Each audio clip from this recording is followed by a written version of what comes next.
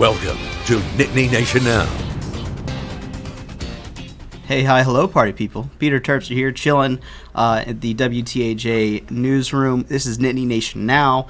We kind of bring you some stories around Penn State football throughout the week. And joining me this time is Rosie Langello. Hi. Welcome to the digital show. I'm trying to get used to this setup here. Yeah, it's a like little different. You're staring. It's like it's a camera. Yeah. It's like right in your face, and it's like this tiny little thing. Yeah. And me and Rosie are sitting next to each other, but it's almost Right. like we can't like look at each other. But like, watch, you can see my hand. Whoa! Sorry.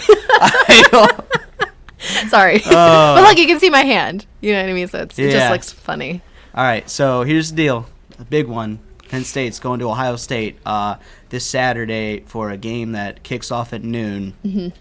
And you look at the schedule at the beginning of the year, and you see Ohio State this late in the year, if all the dominoes fall and everything lines up, this could be, for the division and for more, and that's exactly what we have right now. Undefeated Ohio State, Penn State with one loss, which I would think is a pretty good loss. Yeah, to it is pretty right good now loss. The top team in the Big Ten West, and Minnesota was undefeated at that time. And there's a lot on the line, Rosie. Yeah, I think you said it. We did a taping of our show, and I think you said it best. It's like every play, every moment, just everything from practice kind of just comes down to this game. Looking at that schedule, all of their eyes were just on the second to last regular season game, and they knew what was gonna happen. You know what I mean? I think it's a little bit because a lot of things could have gone wrong up to this point.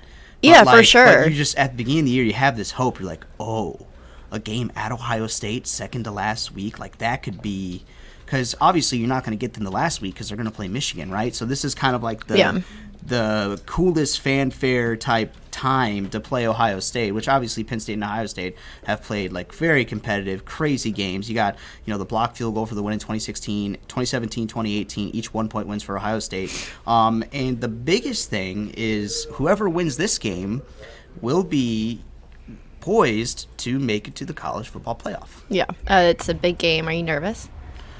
It's a high pressure game to film. I definitely. Well, the worst, like, people don't know this, when you're down on the field, one of the things that I struggle with is night games are a lot easier to film football in than day games, because it's just something with the light, like the ball in the air blends in with the background. Yeah. And it's like, and when it's nighttime, it's like everything is like reflective, like the Right. ball is reflecting the lights and you can see it a lot clearer, whatever. But yeah, I'm nervous. Yeah. I mean, I get nervous before every road trip just because It's a lot of pressure. It's extra stress of you got to get there and you got to be on top of everything because, you're the only one there. There's not really a safety net. And Parking. I've never been to Columbus. Parking is parking's the worst. Parking, I have stress about parking in places, which I really shouldn't.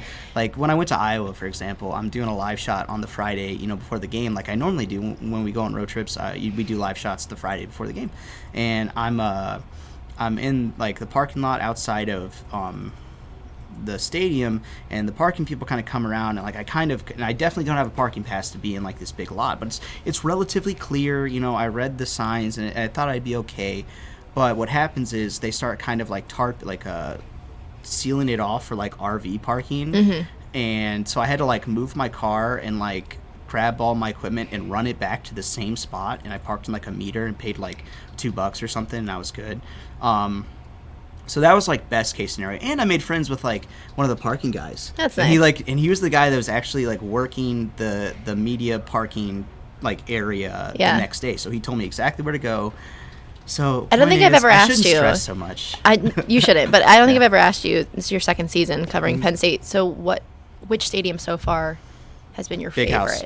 Really? Big House. Yeah. Well, it's kind of the most historical. Like it was like and maybe the Horseshoe might top it for me. Yeah, that's what I'm interested to see if you go this weekend, if that's going to change. Well, I will say, like, Michigan setup, it was just, there's so much going on, and the visiting media parking is like very, very limited. We were lucky to get a spot, and it was kind of like a gravel lot just in the middle of like a bunch of craziness and tailgating, and like if you don't know exactly where to go, I got lost and it took me like 30 minutes to get back. So like stuff like that, you always have to like think of. Oh yeah. You got to prepare. You should also take the wagon. this. Yes, I'm road saying trip. so. This is great. We sent Rosie and Jack. Rosie went to Maryland this year, and Jack went to Michigan State.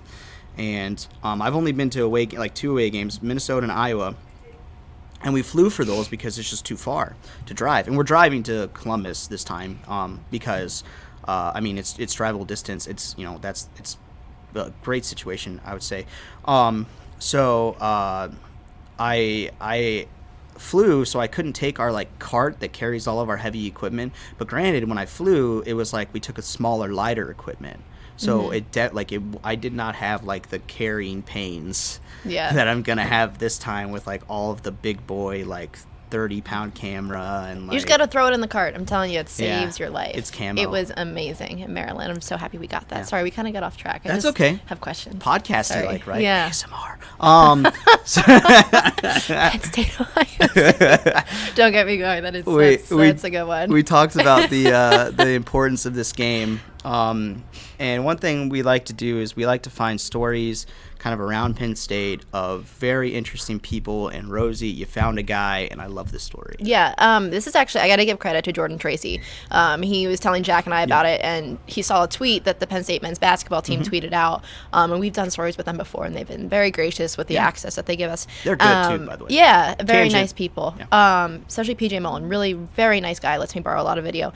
But nice. There's this student there that he's made our highlights before. Okay, I've recognized him before many times. He makes almost every highlight. Cause he's you look in the crowd and this one guy, people stand out. This guy stands out not really by the way he looks, but just the way his spirit, his energy. Yeah. It's wild. It's great to see. But he starts giving out these flat screen TVs, and he starts building this brand as the PSU TV guy. He even has a Twitter, and he has a great backstory, so watch this. Let's go! The more excited a human gets, You ready? You're the next time out. Next time out? Next time out, get your TV. the faster the heart beats. I have to go behind the curtain. This is Ethan Cook, also known as PSU TV guy. A title that was born his sophomore year. PJ, the athletic marketing director, he said to me, your job is to give out the TVs. Now, I don't care how you do it, you just have to milk it. And I did such a great job that he said to me after the event, he said, you are doing that every single home basketball game from here on out. But that almost never happened. Initially, when I was born, my heart stopped. My dad was trying to get into the room, asking if everything was okay, and I had stopped breathing.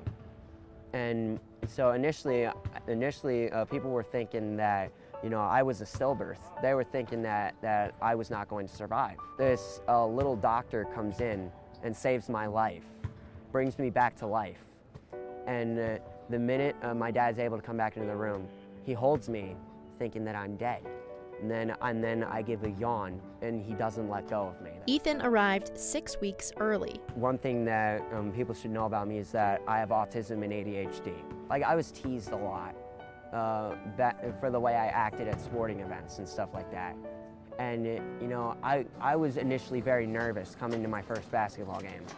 And then, after the game, I was standing next to somebody and I said, listen, I'm sorry if I was a little too much. And they're like, dude, what are you talking about? You were awesome. Guess what?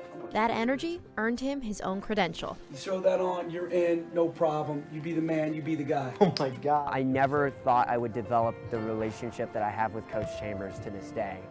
I didn't think I could do that. Oh my God. I never thought that I would be the one to do this. I came into Penn State with a lot of pride, but I didn't know it would get me this far. And it's pride that shines at every athletic event, where Ethan's heart beats to the sound of game days.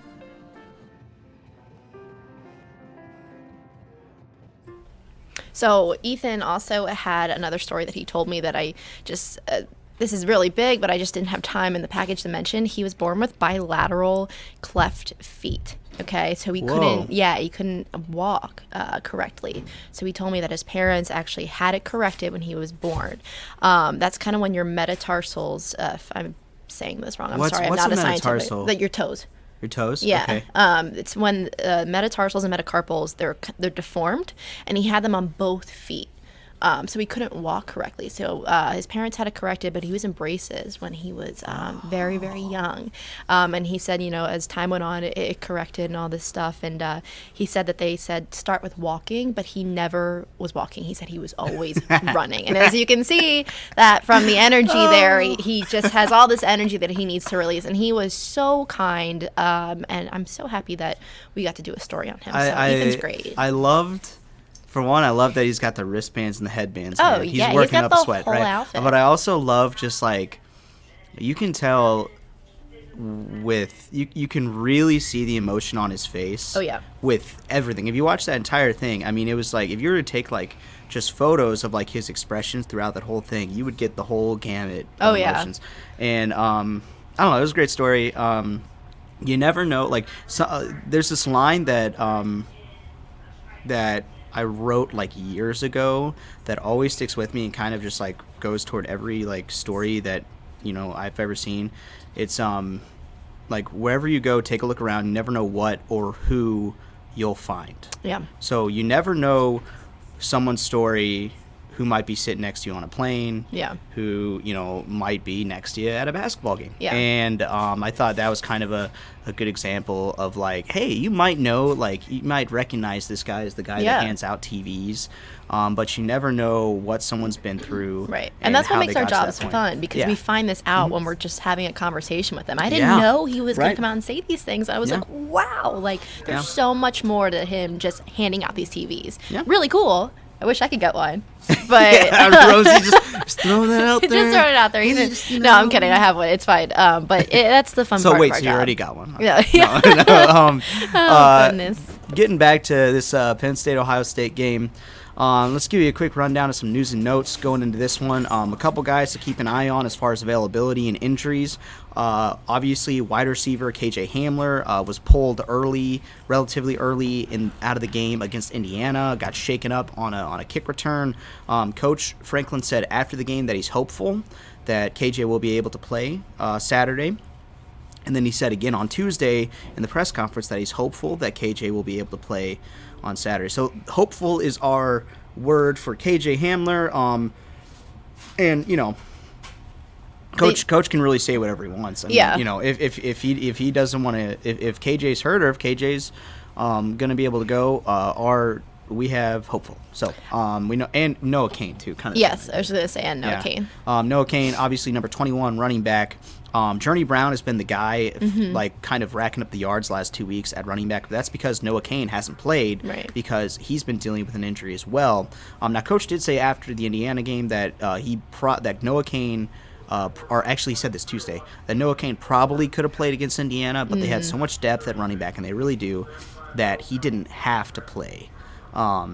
They need Noah Cain, I think, for this game, and I'm glad that I'm kind of glad that they saved him. You're gonna need everybody. And you need KJ for sure, but I just think Journey got the job done, but switching those guys in and out will be what's best for them. I'm so happy for Journey Brown. Journey Brown looked good.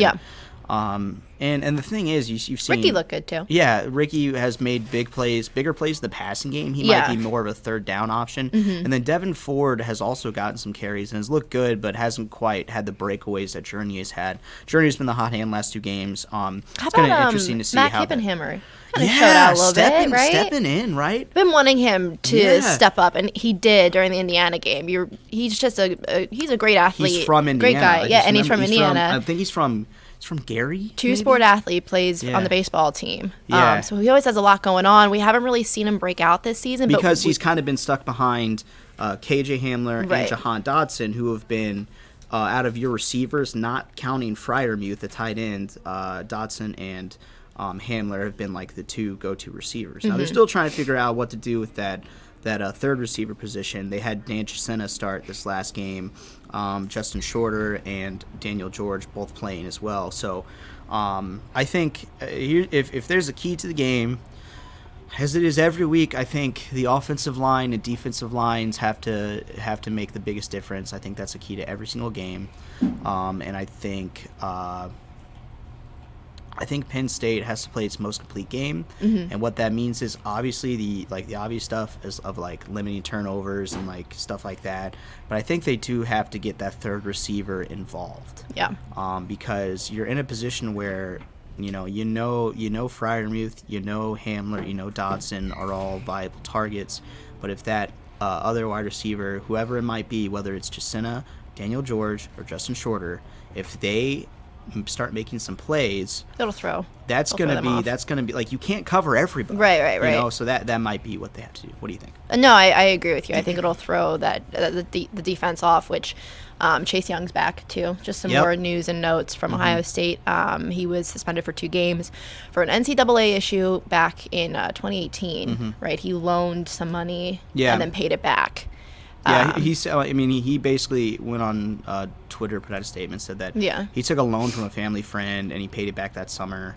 I read that somewhere that it was like for a flight for for his girlfriend. Yeah, for a girlfriend, I think to one of the to a bowl game or something. But I don't know. He's back for good old Penn State, as Coach said. Yeah, Coach said that. Of course, that's he funny. is. Yeah, of course he is. And I don't think Penn State will really have it any other way. Yeah. I mean, if they're gonna go into Columbus and steal a win from an undefeated team.